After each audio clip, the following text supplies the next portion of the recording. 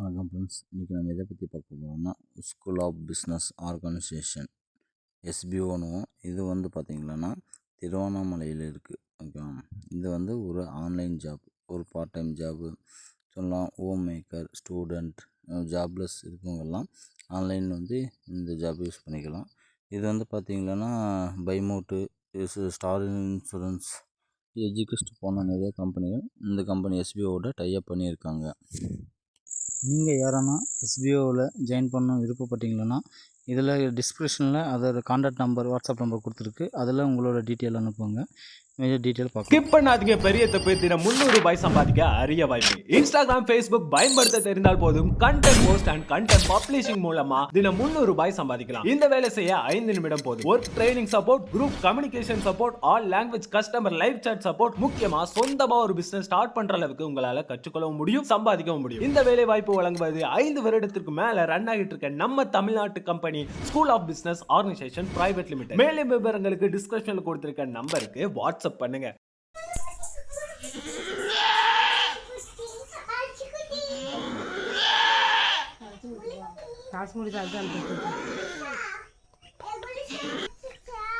இதுவேல் போடு, இனிமேல் போடு, மண்ணில் போட்டு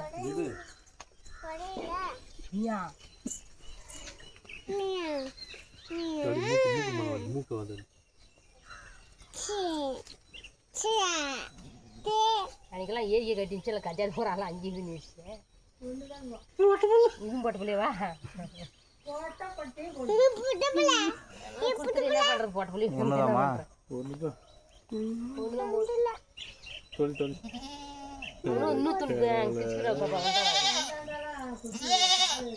எல்லாம் உற்பத்தி ஆகுதா?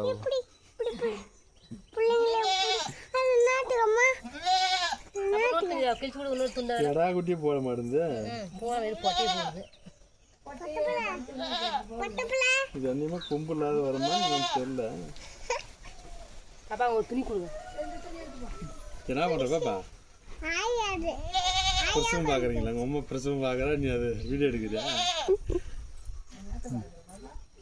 இந்த இது கறியா இருக்கு. அது கறியும் தாங்குது.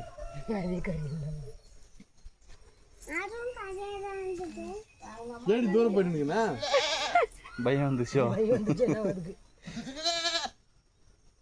அந்த துணி வச்சு போடு, அது மேலே போடலாம்.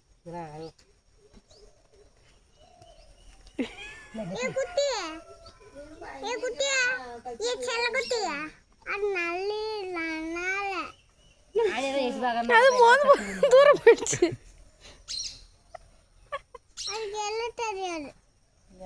இது நல்லா தெரியும். இதுக்கு எல்லாம் தெரியாது. அதுக்கு எல்லாம் தெரியாது. அதுக்கு தான் எல்லாம் தெரியுமே. அது எவ்வளோ தூரம் போய் நினைக்கிறாரு. இதுக்கு அதுக்கு சம்மந்தம் இல்லாத போய் நிற்குது. அவங்க அம்மா கிட்ட பால் குடிக்கிட்டு போகுது. செம்பிளாடு வச்சிருந்தோம். 4 ஆடு எல்லா ஆடு குட்டி போட்டு. இப்போ இந்த வீடியோவில் பார்த்தீங்கன்னா ஃப்ரெண்ட்ஸ், ஆடு வந்து குட்டி போட்டிருக்கு. ஓகே, இந்த குட்டி போட்டது இது முடியும் தொடச்சி விட்டு க்ளீன் பண்ணியிருக்காங்க. இந்த ஆடு வந்து நம்ம குட்டி தாமா என்னன்னு சொல்லிட்டு வந்து பார்த்துட்டு போகுது.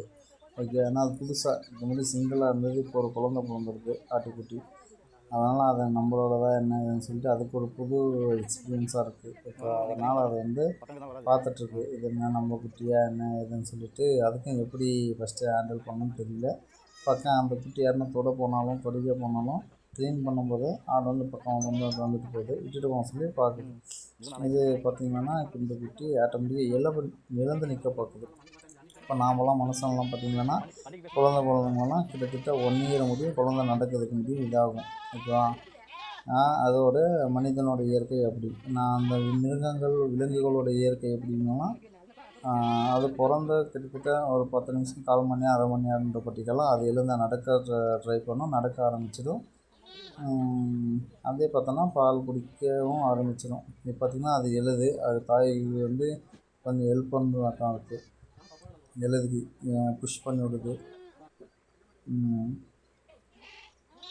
அது ட்ரை பண்ணதை பாருங்கள். ஏன்னா அதுதான் எழுந்து நடந்து மட்டும் போனால் மட்டும்தான் அது பால் குடிக்க முடியும். அதுக்காக நம்ம குழந்தைங்க மனசான இருக்கும்போது பார்த்திங்கன்னா தாயில் பக்கம் இல்லையானா இருக்கும் சொல்லி பிறந்த உடனே பால் கொடுப்பாங்க. அதனால் பிரச்சனை இல்லை. ஓகே.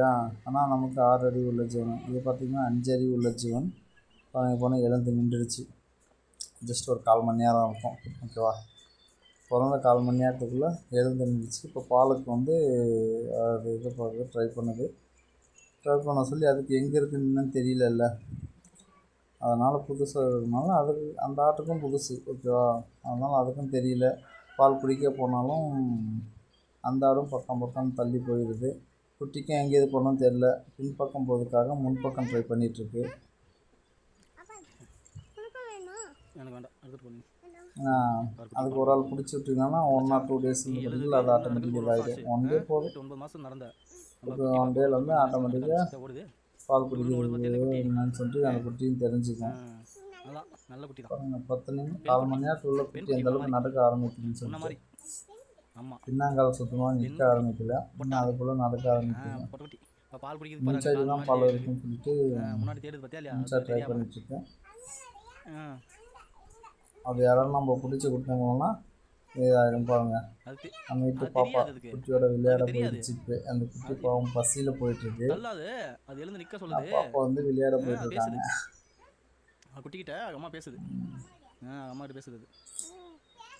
இப்போதான் குட்டி போட்டுருக்கு. அதனால் பாப்பாவுக்கு அந்த ஆர்வம் குட்டி தூக்கலாம் அப்படின்னு சொல்லிட்டு அந்த ஆட்டுக்கும் என்ன புதுசாக ஒரு எக்ஸ்பீரியன்ஸ் ஆட்டம் இருக்குது. அதனால் இப்போ ஃபஸ்ட் டைம் அந்த ஆடு குட்டி போடுது. அதனால் அதுக்கு எப்படி ஹேண்டில் பண்ணணும்னு அந்த குட்டிக்கு தெரியல, ஆட்டுக்கும் தெரியல. குட்டிக்கு வந்து நாம் அண்ணன் ஒருத்தர் கைட் பண்ணணும். பாப்பா குட்டி போயிட்டு வராங்க. பாருங்க குட்டியை தொடுறாங்க பாப்பா. ஒரு ஹாப்பி தான் பாப்பாவுக்கு.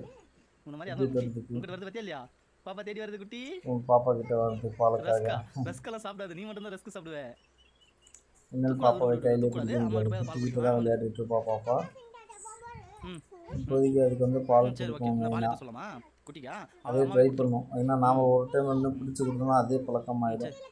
அதனால் அப்படி கொடுக்கக்கூடாது. அதே ட்ரை பண்ணி பால் குடித்தா மட்டும்தான் அதே ஆட்டோமேட்டிக்காக குடிச்சிடும். ஆடும் சேர்த்து. ஓகேவா? Okay, thank you friends.